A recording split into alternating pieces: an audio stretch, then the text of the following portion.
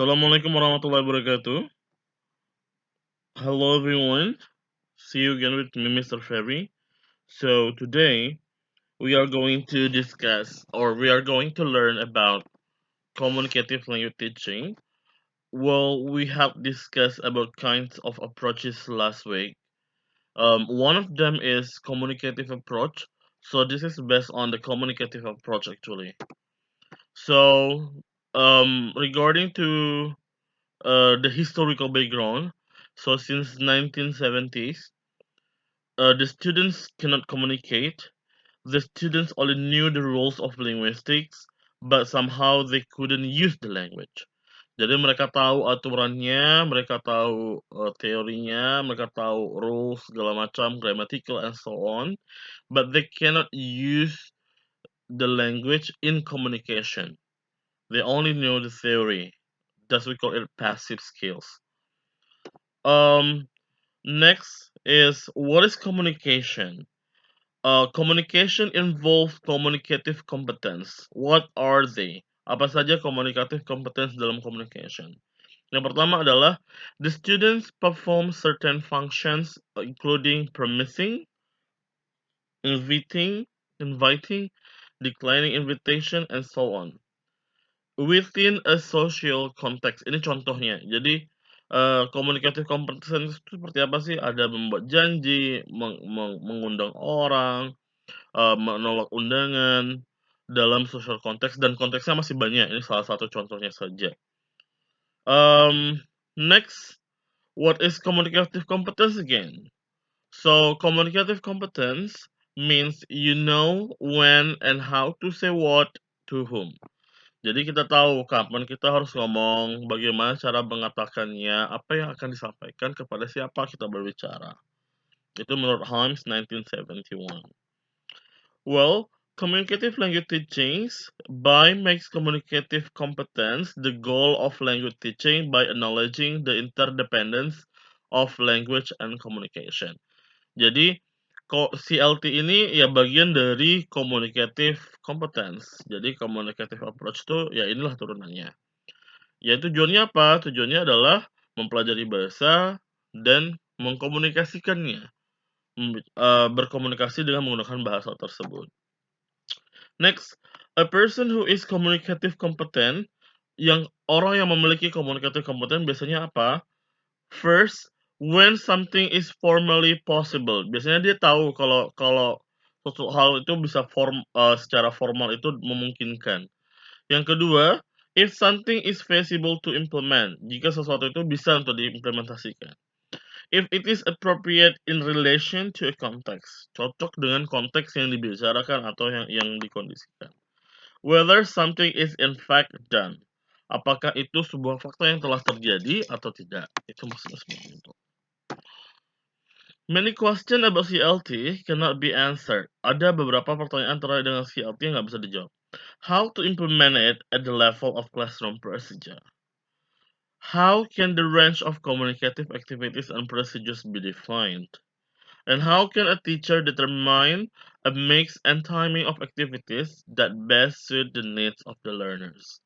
Jadi yang perlu diperhatikan di sini adalah bagaimana cara mengimplementasikannya dalam tahapan classroom procedure atau tekniknya seperti apa. How can the range communicative activities and procedure be defined? Bagaimana caranya untuk menentukan range dari aktivitas komunikasi dan pelaksanaannya?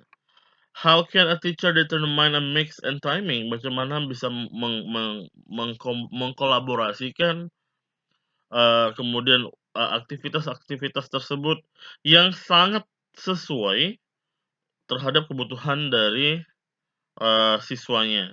Nah, ini adalah tantangan bagaimana caranya seorang guru bisa bisa mendesain kelasnya supaya communicative competence itu menjadi goalnya, menjadi tujuannya. So, long time ago, ini CLT belongs to the post-method era of language. Kemudian, it started the change of British language teaching tradition in late 60s, I mean. Uh, akhir-akhir tahun 60-an itu mulai ada gejolak untuk menimbulkan sistem pengajaran yang baru. As a reaction against situational language teaching and audiolingualism, jadi menentang dari audiolingualism itu. Kemudian apa sih communicative approach itu? So is the theory that language is communication. Bahasa itu ya komunikasi, bukan bahasa yang lainnya. Kemudian communicative approach is the most recognized approach of language teaching. Pendekatan yang paling banyak digunakan, paling banyak dikenali oleh adalah pembelajaran bahasa. Kemudian, it is an integration of grammatical and functional teaching. Jadi, integrasi dari grammar dan functional teaching. Functional teaching itu apa aja sih? Jadi penggunaan pengajaran bahasa di kelas, pengimplementasian pengajaran bahasa, including-nya skill-nya apa aja? 4 skills diinkludkan semuanya, diintegrasikan. Ada listening, speaking, reading, and writing. So, it is an approach, not a method, that aims to make communicative competence the goal of teaching. Second, develop procedures for the teaching of the 4 language skills. So this is an approach, not a method. So please please underline this one. Um, the goal of language teaching is to develop communicative competence. Apa saja communicative competence? What the speaker needs to know in order to be communicatively competent in speech community. So when they know, they are able to communicate in society, in community. So when they can communicate with people, when they want to share their idea, what they want to say, they can express it through their speaking, through their communication, even like in spoken or in written form. Seperti itu. Jadi ketika dia bisa menyampaikan apa yang dia inginkan, dikomunikasikan secara lisan ataupun tulisan. Okay. There are 2 dimensions of communicative competence. The first one is grammatical competence, so grammar and lexical capacity.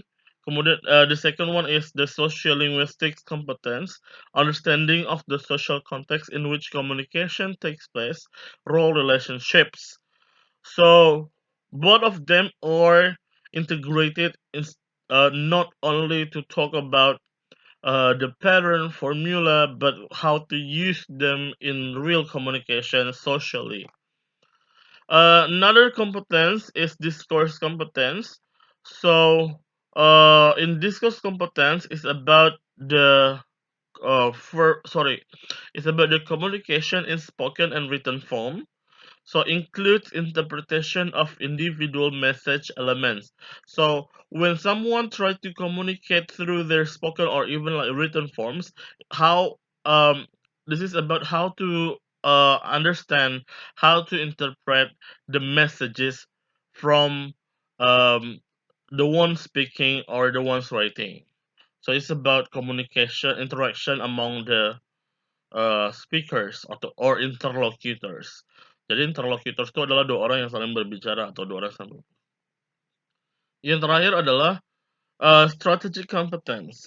Chopping strategies that communicators employ to initiate, terminate, maintain a communication. Jadi kompetensi strateginya itu apa sih ketika pembicara, komunikatornya bisa mengimplementasikan bagaimana caranya memulai, mengakhiri, kemudian menjaga communication-nya supaya tetap saling nyambung seperti itu.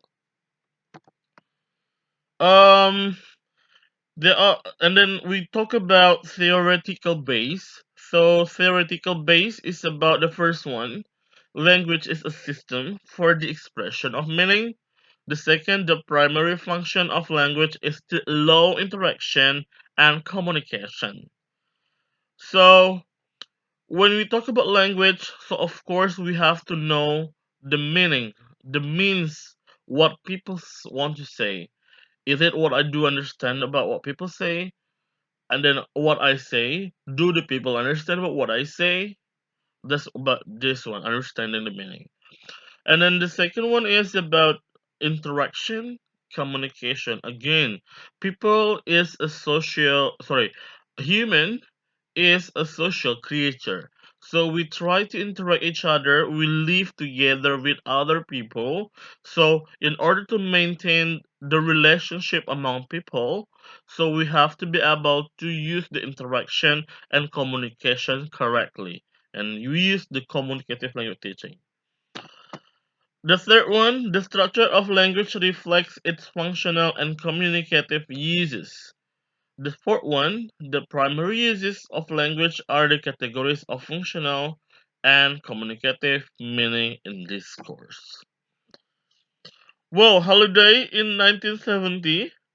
So, linguistic is concerned with the description of speech acts or text, since only through the study of language use or the functions of the language and therefore components of meaning brought into focus. Jadi fokusnya adalah di meaning. Bagaimana kita bisa mempelajari, memahami dari speech, perkataan, dan dari teks, mungkin dari tulisan, yaitu meaningnya apa yang kita dapatkan. There are four functions of CLT: instrumental, regulatory, interactional, and personal. Jadi secara instrumental apa fungsinya? To use the language to get things. Gunakan bahasanya untuk mendapatkan apa yang mau dicapai. Regulatory, to control the behavior of others. Interactionalnya apa fungsinya? To create interaction with others. Bagaimana bisa berinteraksi. Personalnya apa? To express personal feeling. Jadi untuk mengekspresikan apa yang dirasakan oleh seorang individu. Seperti itu. Kemudian ada lagi fungsinya adalah secara heuristics. Jadi heuristic itu apa sih? Itu based on experience. Jadi bagaimana caranya learners itu mempelajari dari apa yang telah mereka lakukan, mereka alami. Jadi kayak apa yang dari mereka baca, mereka dengarkan, mereka lihat, dan mereka laksanakan sendiri. Nah, ini heuristic namanya. Imaginative, to create a world of imagination. So CLT still allow you to have your imagination to explore, and then representational, to communicate information. Of course, this is one of the main goal of the communication when you want to communicate the information. Well, there are some principles in CLT. The first one is communicative principle. So it includes the activities that involve real communication promote. Jadi betul-betul real communication ya. Task principle, activities which language is used for carrying out meaning tasks promote learning. Jadi ada tugas kegiatan yang merepresentasikan dari pembelajaran tersebut. Next, language that is meaningful to the learner supports learning process. Bahasa yang mendukung proses pembelajaran. Ini maksudnya seperti itu.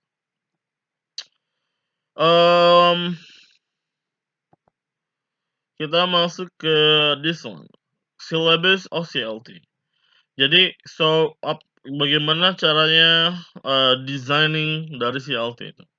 Jadi, classroom activities that could be used as the basis of communicative methodology, such as group work, task work, and information gap activities. Uh, Kegiatannya apa saja sih yang bisa digunakan untuk di kelas CLT? Ada group work, task work, tugas, dan information gap activities. Jadi ada filling information, melengkapi information, kind of that one.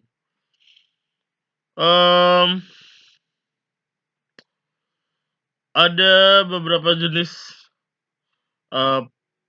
pendekatan silabus yang bisa digunakan. Structure plus functions. Functional spiral around the structural core. Structural, functional, instrumental. Functional, interactional, task-based, learner-generated. Types of learning and teaching activities. Jadi jenis dari pembelajaran itu apa sih? ya unlimited, tidak ada batasannya, tidak terbatas. Kalau audiolinguism kan sebatas dengan sound. Eh, Kalau total physical response itu hanya repetition misalnya.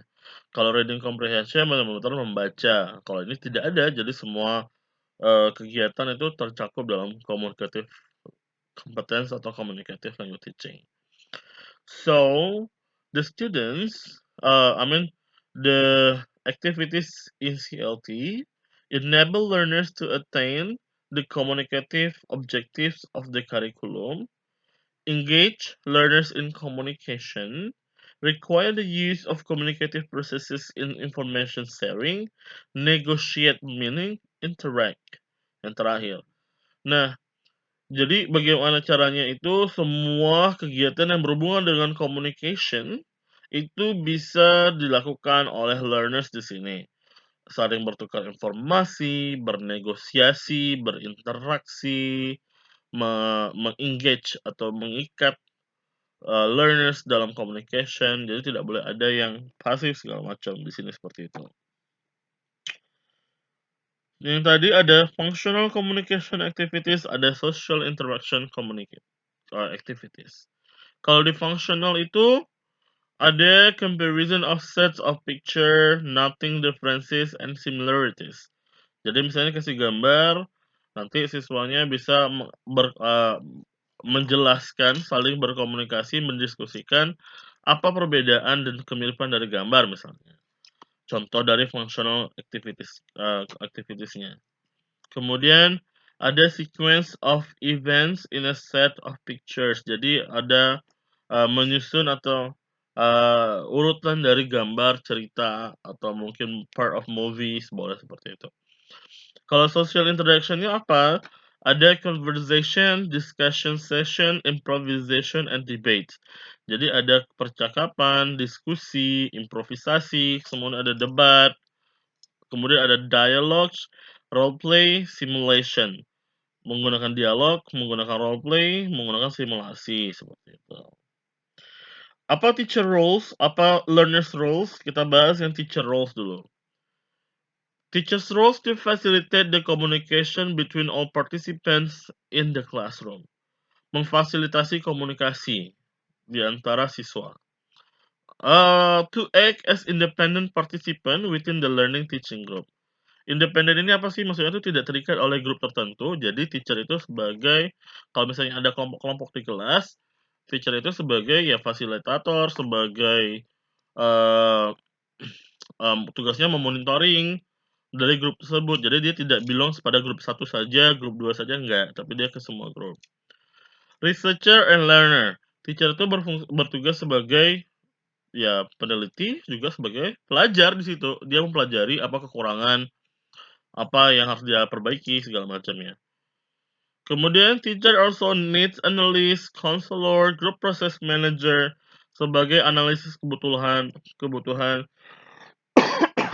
sebagai counselor, sebagai group process manager. Nah, ini tadi bilang manager dari grup-grup tersebut. Peran dari pelajar apa? Students are above all communicators. Jadi students itu tugasnya satu sebenarnya. Communicators sebagai komunikator. Jadi caranya apa sih? Bagaimana caranya sebagai komunikator? Engage in negotiating meaning. Tujuannya adalah kegiatan yang bernegosiasi bersifat percakapan, in trying to make themselves understood and in understanding others, even when their knowledge of the target language is incomplete. Jadi bagaimana caranya si siswa ini bisa membuat dirinya paham, kemudian memahami apa yang dibicarakan oleh orang lain, walaupun kemampuan dari bahasa yang dipelajari oleh mereka itu terbatas. Misalnya kita belajar bahasa Inggris, tapi kita masih belum tentu memahami semuanya apa yang disampaikan orang lain, tapi minimal kita memahami secara kesatuannya. Jadi secara general kita paham apa yang dibicarakan orang, tidak perlu kata per kata seperti itu. Apa saja sih materials yang bisa digunakan? Jadi kalau materials ini dibagi menjadi 3 boards. Jadi ada tiga bagian yang terbesar yang bisa digunakan. Text based, task based, realia. Text based itu artinya dari teks materi-materi dari teks akan dibahas, akan didiskusikan, dibicarakan. Task based itu dari tugas, assignment segala macam, apa aktivitasnya. Realia itu adalah dari hal yang nyata. Jadi picture atau mungkin video itu realia.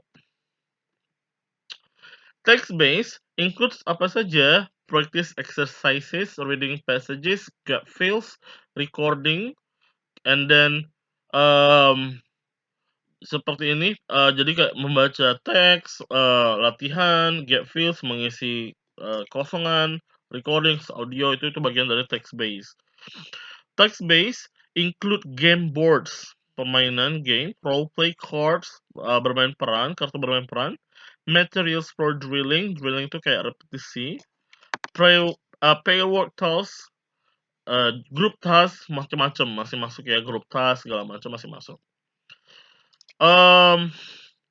Jadi tugas utamanya adalah ini untuk apa? Ini untuk real to support real life task. Jadi mendukung tugas yang dunia nyata seperti apa sih, kayak role play segala macam. Nanti kita bisa bermain peran kayak booking hotel seperti apa, job interview seperti apa, di restoran seperti apa. Maksudnya seperti itu. Jadi kayak real life konteksnya diterapkan di dalam kelas. Realia ini apa sih yang dimaksud realia? Contohnya apa saja? Tadi kan sebenarnya gambar yang nyata, yang intinya adalah berita nyata. Sumber informasi yang nyata. Include magazines, newspapers, fruit, vegetables, access, maps, things from the real world outside of the classroom. So, ini banyak banget yang bisa dipakai, apapun itu bentuk nyatanya, buah, misalnya bicara tentang buah, ya buah asli, atau gambar buah, atau mungkin video tentang buah, di mana mereka tidak hanya imagine, tapi mereka bisa melihat secara langsung bendanya seperti apa, itu realia. Untuk prosedurnya, no description of procedure because communicative language teaching can be applied to the teaching of any skill. Nggak ada prosedur spesifik karena semua skill bisa dimasukkan oleh CLT dan semua level dari young learners sampai ke adult learners, dari young learners dari anak-anak sampai ke dewasa, semuanya bisa diterapkan. The lesson extracts follows as a method called presentation, practice, production, or PPP singkatannya. Jadi di sini di CLT ini prosedurnya apa yang mungkin bisa dipahami adalah 3P atau triple P. Presentation, practice, production. Kalau traditional procedures-nya ditolak. Jadi kalau belajar cuma ngerjakan soal itu nggak ada lagi dalam CLT. Kalaupun ada, itu akan di-extension, dikembangkan menjadi mengerjakan soal dan untuk diskusi. Berdiskusi dan kemudian untuk meng-create yang baru. Itu targetnya. Ini sudah ya. Ada pre-communicative activities-nya, ada structural, ada quasi-communicative activities. Sementara di communicative-nya ada functional, ada social interaction yang tadi kita bahas. Benefits-nya, increase all the components of communicative competence. It increases students' motivation and attitude to learn the target language. Remember, target language is the goal. So motivate the student is really important. Students have to produce and receive language in different real-life contexts. So they have to learn about how to receive the language, how to receive the information, how to produce the language, how to produce the information in real-life context. It provides them with skills they really need in their real life. Jadi real life itu apa sih? Ketika udah mempelajari di kelas, ketika di dunia nyata mereka nggak kagok gimana caranya, misalnya kayak di restoran memesan itu bagaimana caranya. Nanti ketika real life, ketika di daerah yang menggunakan bahasa Inggris sebagai bahasa sehari-harinya, nggak kagok lagi. It is a student-centered class, jadi berpusat pada siswa bukan kepada teacher. Where the focus is on the interest of the students. Jadi penting untuk mengetahui ketertarikan dari siswanya. Oke? That's all for the time being. Thank you so much. Please question if you have some questions. That's all for today. Assalamualaikum warahmatullahi wabarakatuh.